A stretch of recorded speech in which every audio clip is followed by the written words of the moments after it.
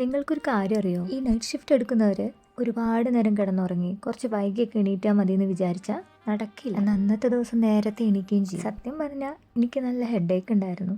ഞാൻ ഒട്ടും ഉറങ്ങിയിട്ടില്ലായിരുന്നു കേട്ടോ. ശരിക്കും പറഞ്ഞാൽ ഇല്ലാത്ത രാത്രികളായിരുന്നു എനിക്ക്.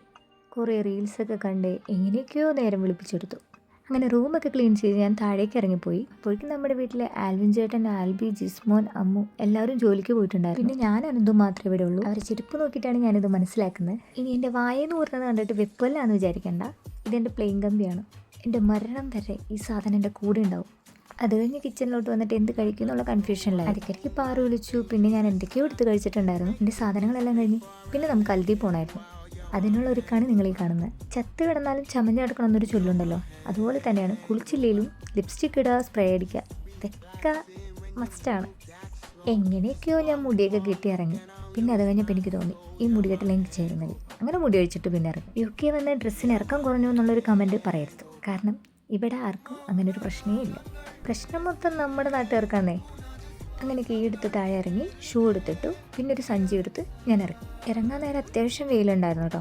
അപ്പോൾ സമയം ഒരു ഏകദേശം 8:15 പിന്നെ ഒന്നും നോക്കിയില്ല, അങ്ങനെ നടന്നു. സത്യം പറഞ്ഞാൽ എനിക്ക് എന്താണെന്നറിയില്ല, നല്ല തലവേദന ഉണ്ടായിരുന്നു. പിന്നെ എന്താ പറയുക, എനർജിയൊക്കെ ആകെ പോയ പോലെയായിരുന്നു. അന്നത്തെ റൈഡിൽ കയറി ഛർദ്ദിച്ചില്ലേ, അതിന് ശേഷം പിന്നെ അടുപ്പിച്ച് ഡ്യൂട്ടി ആയിരുന്നു. എന്തോ അറിയാൻ പാടില്ല, ഇനി ക്ലൈമറ്റ് ചേഞ്ചിൻ്റെ ആണോ എന്താണെന്ന് എനിക്കറിയില്ല. അങ്ങനെ നമ്മൾ സാധനങ്ങളൊക്കെ മേടിച്ച് അതിൽ നിന്ന് ഇറങ്ങി വീണ്ടും വീട്ടിലോട്ട് നടന്നു. വീട്ടിലെത്തിയപ്പോഴേക്കും ഞാൻ ശരിക്കും ടയേർഡായിപ്പോയിരുന്നു. വെട്ടിയിട്ട വാഴത്തണ്ട് പോലെ കുറച്ച് നേരം അവിടെയും കിടന്നു. മേടിച്ച ചിക്കനെല്ലാം ഫ്രിഡ്ജിൽ കയറ്റി ഞാൻ നേരെ പോയി ഫ്രൂട്ട് കസ്റ്റേർഡ് ഉണ്ടാക്കി. അങ്ങനെ ഫ്രൂട്ട് കസ്റ്റേർഡ് ഉണ്ടാക്കി അതും ഫ്രിഡ്ജിൽ കയറ്റി വെച്ചു.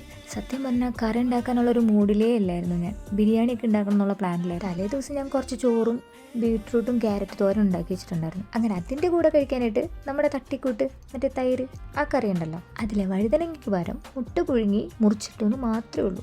ഇതൊക്കെ ചെയ്യുമ്പോഴും എനിക്ക് നല്ല തലവേദന ആയിരുന്നു കേട്ടോ. അങ്ങനെ എന്തൊക്കെയോ തട്ടിക്കൂട്ട് പരിപാടിയൊക്കെ ചെയ്ത് പിന്നെ പോയി വീടൊക്കെ ഒന്ന് അടിച്ചു വാരി. അത് കഴിഞ്ഞ് ഞാൻ കുറച്ച് നേരം അവിടെ ഇരുന്നു. അപ്പോഴേക്കും അനന്തു എണീറ്റ് വന്നിട്ടുണ്ട്. അനന്തുവിനെ കണ്ടതും പിന്നെ ഞങ്ങൾക്ക് രണ്ടുപേർക്കും കൂടിയുള്ള കാപ്പി ഇട്ട് കുടിച്ചു. പിന്നെ അൽദിന്ന് ഞാനൊരു ഡയറി മിൽക്ക് മേടിച്ചിട്ടുണ്ടായിരുന്നു.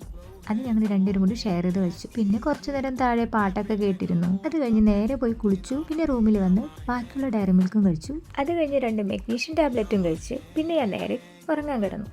കാരണം ഇന്ന് ഡ്യൂട്ടി ഉണ്ട്. അപ്പം ഇന്ന് ഇത്രയേ ഉള്ളൂ. ബൈ.